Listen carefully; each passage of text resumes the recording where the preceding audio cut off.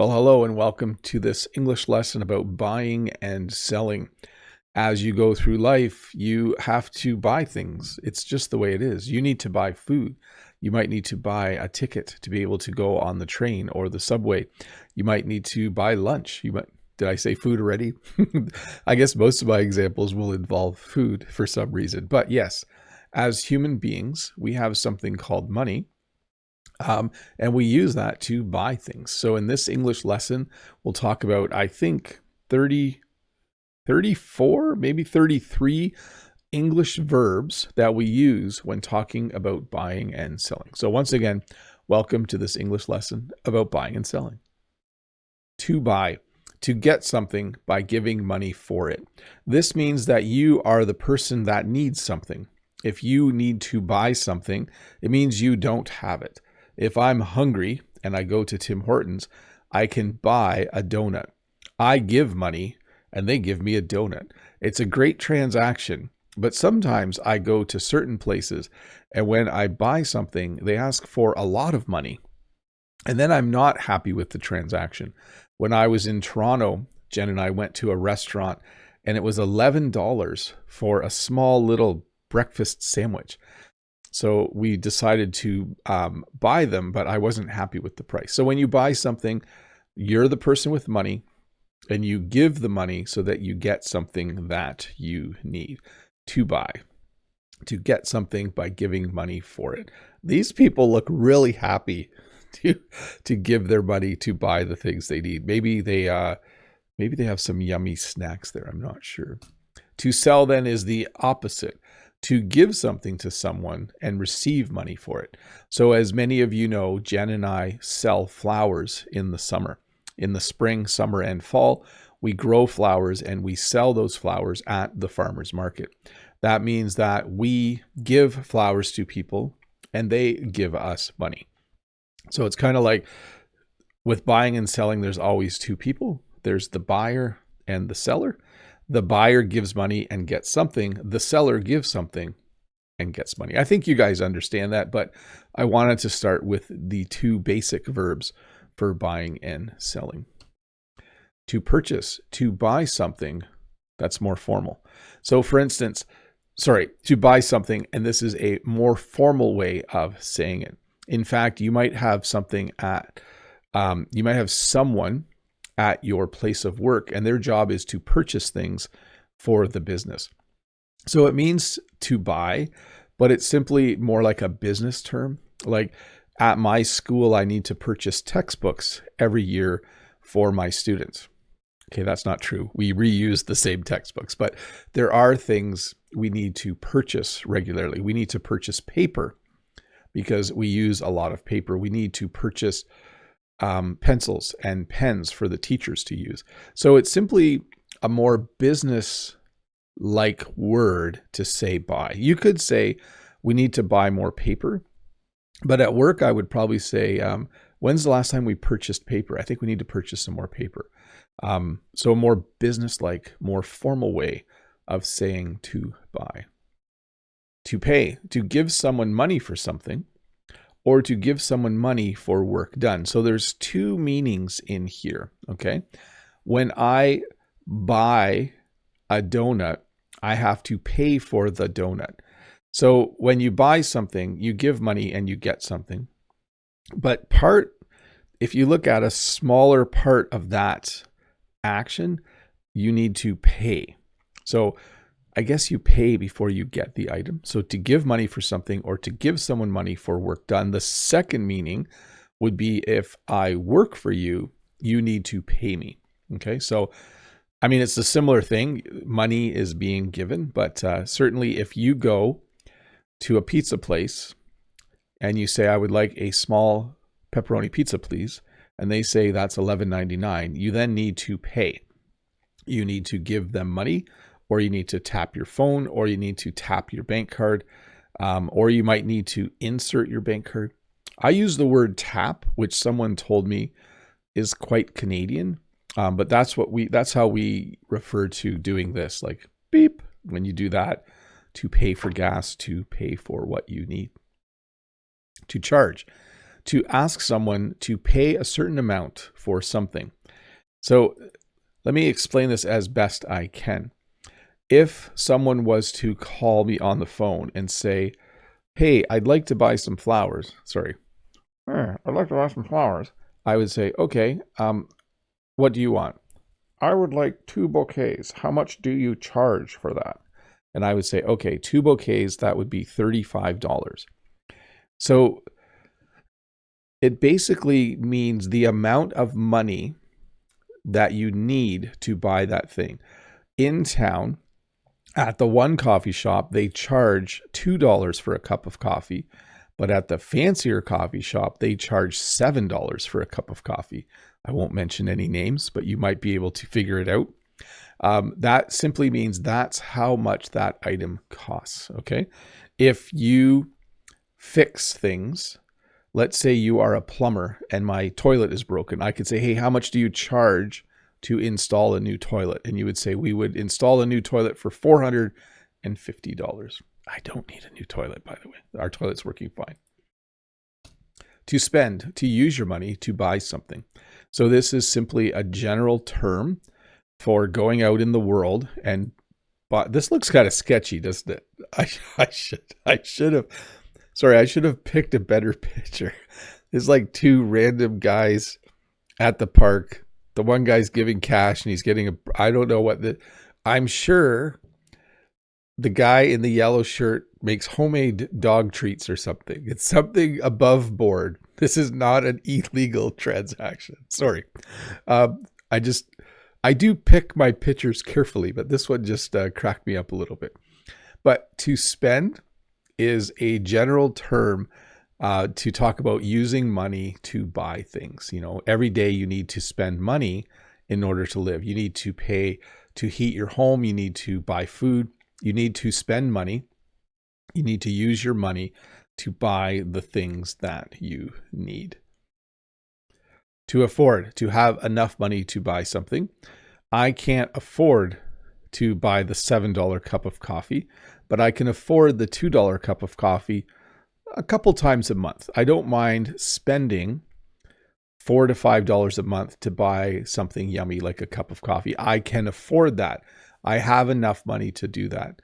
But I can't afford to buy a $7 cup of coffee every day. I don't know who usually is able to afford that, but that is what that means. To afford, to have enough money to buy something. To order, to ask for something to be made, prepared, or delivered. So we have more and more of these things when you go to a fast food restaurant. This is a kiosk where you can order what you need. You can see right there on the screen. I'll make it bigger, but it's going to go off the bottom a bit. You can see it says Tim Hortons order here. So basically when you order, you either say what you want or you punch it into a machine, like 1 donut, 1 cup of coffee, and then you can pay right at the machine as well. But to order, to ask for something to be made, prepared, or delivered. To refund, to give money back to a customer after a return or problem. So let's use the example of selling flowers. If I sell a bouquet of flowers to someone, and if they come back a week later and say, my flowers died, like I went home and the next morning my flowers died. Usually our flowers last 3, 5 days, 7 days, sometimes even 2 weeks. And so in that case, Jen and I might decide to refund that person. We might say, okay, here's a refund, or we might give them a replacement bouquet. But to refund means to give money back to a customer after a return or problem. So if you buy something and you don't like it, like what did I buy from Amazon? I bought a network cable and then I realized I bought the wrong length. And so I sent it back to Amazon and they refunded me. So they gave me a refund. It's also a noun, but they decided to refund me the money I had paid for it. To return, to take something back to the store after buying it. So most stores have a place like this somewhere. Sometimes it's at the back. Sometimes it just says customer service. And this is where you can return items. Now, You can't always return things. In my part of the world, if you buy a sweatshirt and you take it home and try it on and it doesn't fit, you can return it. So you can return clothing. But if I buy a carrot and I take it home and a week later I decide I don't want it, I can't bring it back, okay? If the carrot didn't taste right or there was something wrong with it, I probably could. But to return means to take something back to the store after buying it. By the way, you don't want to be in this line after Christmas in Canada. This is a very long line. To negotiate, to talk about the price in order to get a better deal. So we had a question about negotiation earlier. When you negotiate, you try to pay less than what the seller wants you to pay. So a good example of this would be if you buy something used. If I go on Facebook Marketplace and I look at a used camera and the person wants $200 for it, I could try to negotiate. I could say, would you take $150 for it? And they might reply and say, no, I really need at least $190. And then I could say, well, what about $185? So I'm negotiating. I've decided to negotiate the price to try and get a better deal. To discount, to lower the price of something. So sometimes people decide to put something on sale. A store will decide to discount whatever's on this table. I can't quite see it. Are they books? I know it's all blurry. They might be handbags, but they've decided to discount them. Now, I will tell you this. Most often we use the verb to put on sale. The store is going to put that on sale, or we just say something is on sale. But if Jen and I had lots of sunflowers one week, we might decide to discount them and sell them for 50% off because we have so many. To resell, this is something that happens a lot in the world. It means to sell something again after buying it. So if I go to the store and buy really expensive shoes, I might decide to resell them at a later time. If I buy tickets to, let's say I buy tickets to go see a Raptors game and then realize I can't actually go on the day the tickets are for, I could resell the tickets. It's actually legal to do that in Ontario, Canada. I could resell the tickets. So it simply means to sell something after buying it. And we have a relatively new verb called to flip. This verb has been around for 10 or 20 years, probably longer, but I'm not sure if you've heard it. It means to sell something after buying it to try and make more money. So some people will flip houses. It doesn't mean that they put the house upside down. It means they buy a house, they fix up a few things, and they very quickly, within a few months, sell it again for more money. What I noticed at Christmas, I was trying to find a plant stand because I wanted to give it as a gift. And I went on Facebook Marketplace, I went on Amazon and I looked at plant stands. And then I went on Facebook Marketplace and saw some of the same plant stands that I saw on Amazon, but for more money. People were trying to flip them. So they were buying them from Amazon and then selling them for more money on Facebook Marketplace. I think they were trying to trick people. But yeah, the two far plant stands with the lights, they were on Amazon for $5 less or $10 less, and they were trying to flip them. So to resell means to sell something again. Doesn't necessarily mean for more or less money, but to flip means you're trying to make more money. Like he bought the house, he fixed up the bathroom and kitchen, and he's going to flip it. He's going to sell it in a few months for more money. To trade, to exchange something for something else instead of using money. So this is, of course, how we all used to do this before money was invented, like 1,000 years ago, or I'm not sure when money was invented. But these two boys are trading playing cards. Not playing cards. They're trading sports cards probably. Actually, they might be Magic the Gathering cards. I can't tell. But when you trade, it means instead of you giving me money and I give you something and you give me something of equal value. When I was a kid, because I'm Canadian, we had hockey cards. So we would get a pack of hockey cards in the winter every week from our parents.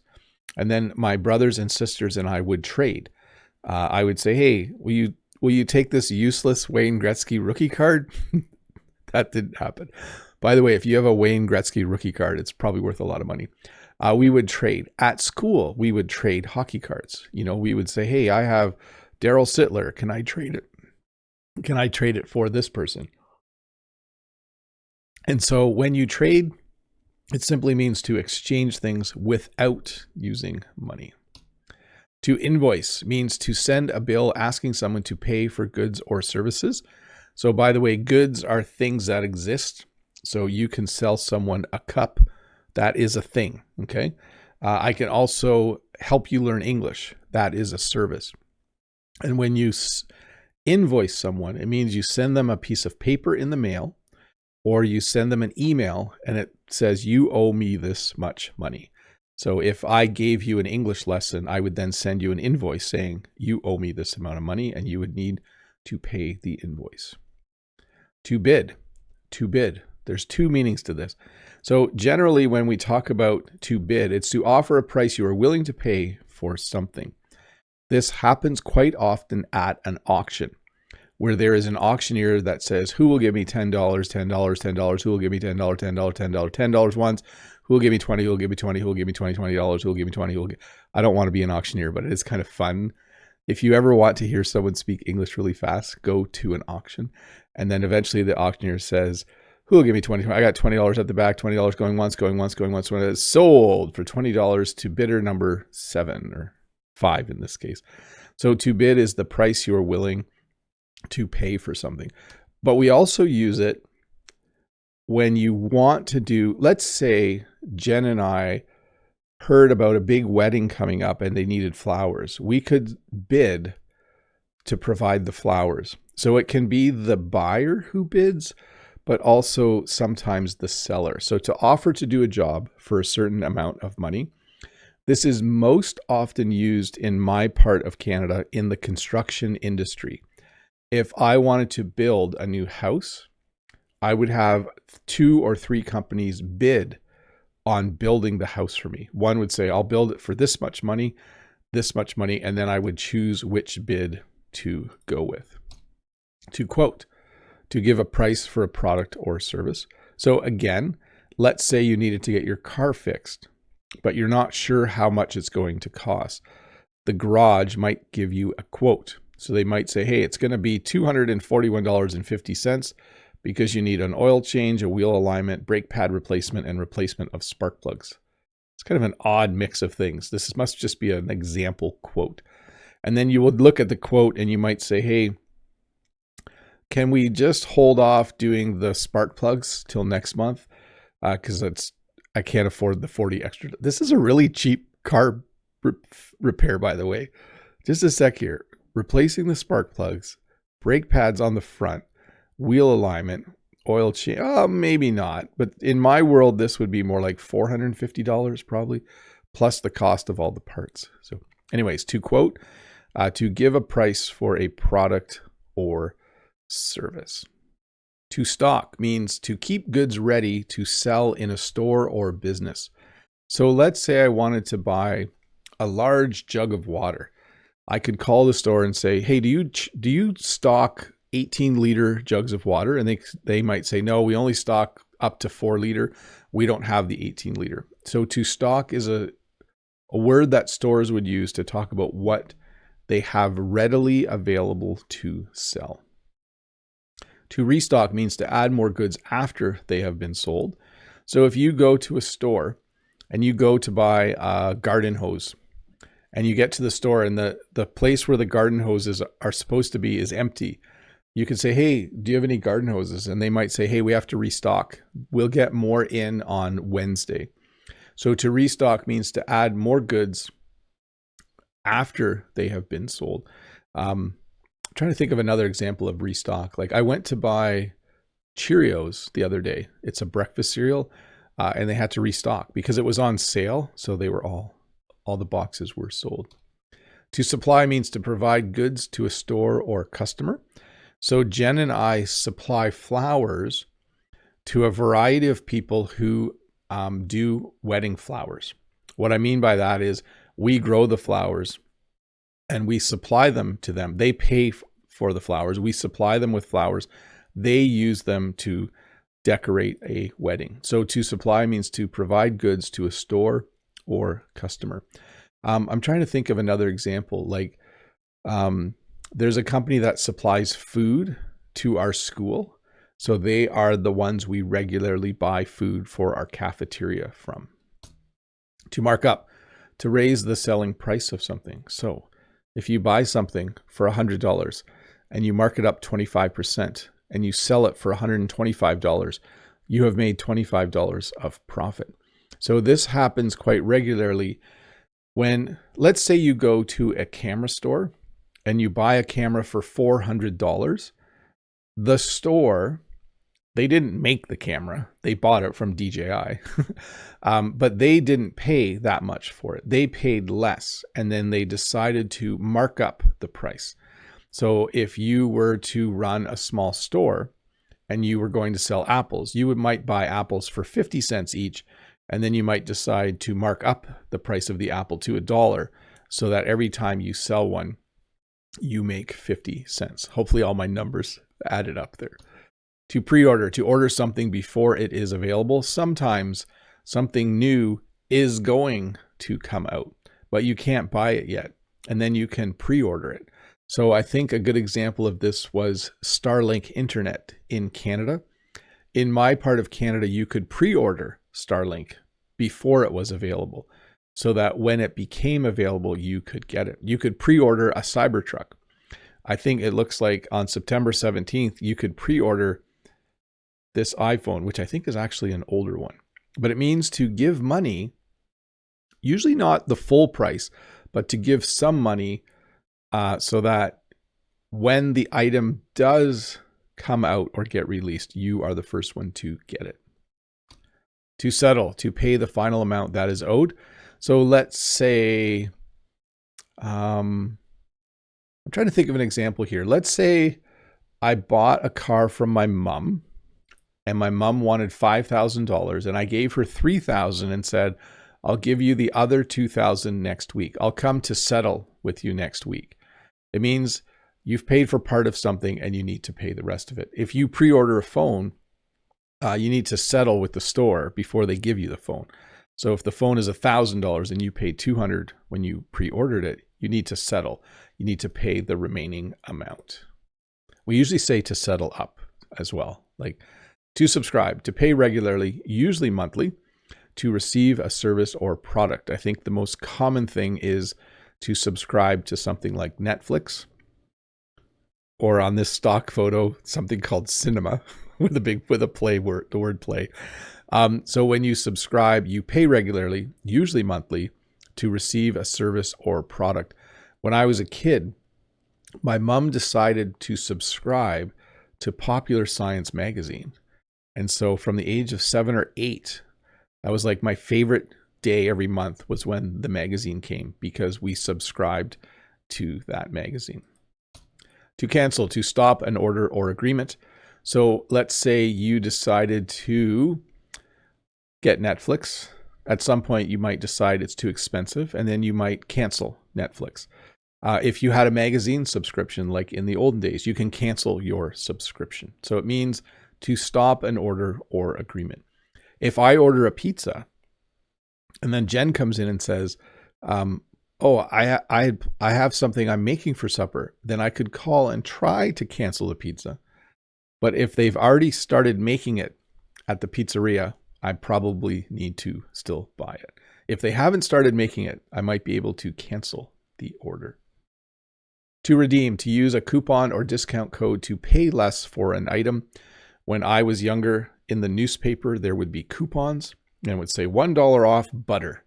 And we would cut out the coupon and take it to the grocery store and redeem the coupon, which meant to give the coupon to the cashier.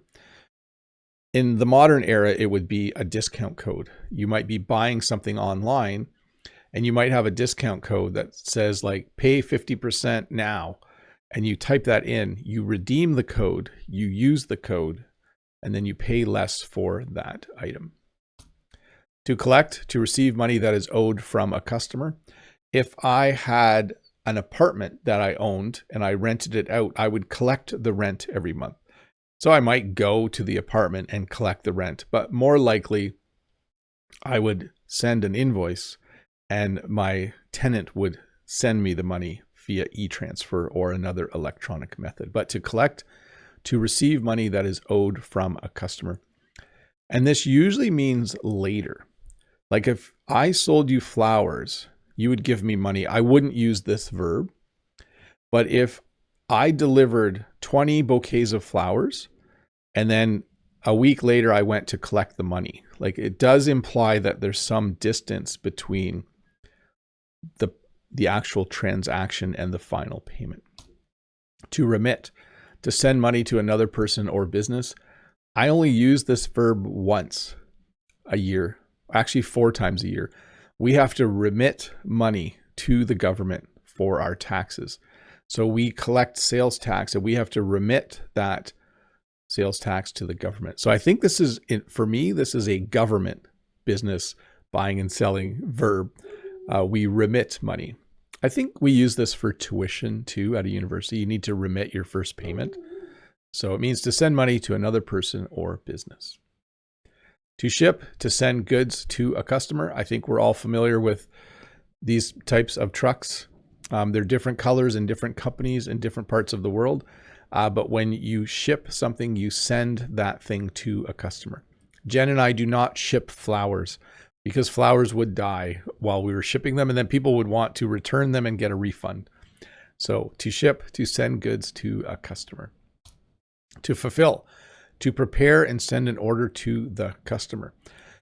So let me explain how I would use this. If Jen said someone's picking up 100 stems of sunflowers today, in order to fulfill that order, we would need to go get the flowers from the field, put the flowers in a pail, trim the leaves off of them, and then give them to the customer. And we would then have fulfilled the order. So when you fulfill an order, it means you do it from start to end.